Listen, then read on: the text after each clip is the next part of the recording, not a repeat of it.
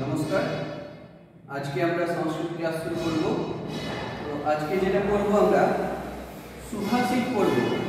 আজকে আমরা সংস্কৃত সুভাষিত করব। সুভাষিত অর্থাৎ সংস্কৃত শ্লোক, সুভাষিত অর্থাৎ সুভাষিত অর্থাৎ যে কথাগুলি সুন্দর।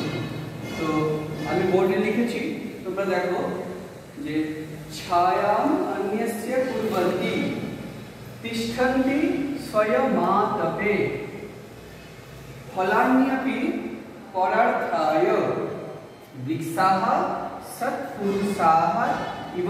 আরো একবার বলছি, মন দিয়ে শোনো। ছায়ামন্যস্য কুর্বন্তি তিষ্ঠন্তি স্বয়মাতপে ফলান্যপি পরার্থায় বৃক্ষাঃ সৎপুরুষাঃ ইব। এবার আমরা এদিকে সুর করে বলবো একবার। ছায়ামন্যস্য কুর্বন্তি তিষ্ঠন্তি স্বয়মাতপে ফলান্যপি পরার্থায় বৃক্ষাঃ সৎপুরুষাঃ ইব। আরো একবার বলছি, তোমাদের জন্যই বারবার বলছি যেন বুঝতে পারো। ছায়ামন্যস্য কুর্বন্তি তিষ্ঠন্তি স্বয়মাতপে ফলান্যপি পরার্থায় বৃক্ষাঃ সৎপুরুষাঃ ইব।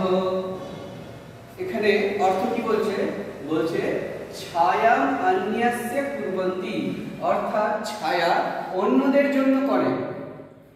তিষ্ঠন্তি স্বয়মাতপে, আতপ বলতে সূর্যের আলোকে বোঝায়, অর্থাৎ সূর্যের যে রোদটাকে সেটাকে আতপ বলে।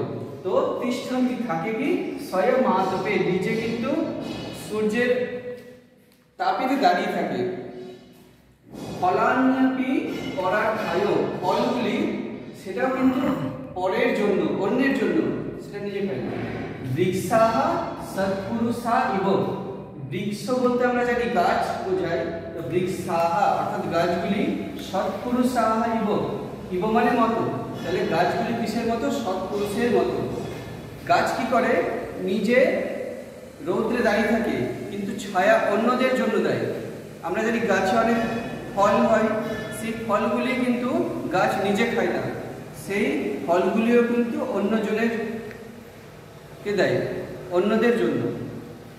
সৎপুরুষের মতো আর কি বৃক্ষকে বলা হয়েছে, কারণ কি সৎপুরুষেরা যেমন নিজের জন্য কিছু করে না, অন্যের ভালোর জন্য, অন্যের জন্য কাজ করে, তেমনি বৃক্ষ কিন্তু নিজের জন্য কিছু করে না, অন্যের জন্যই করে। যেমন ছায়া সেটা অন্যের জন্য এবং ফলগুলি সেটাও অন্যের জন্যই দেয়।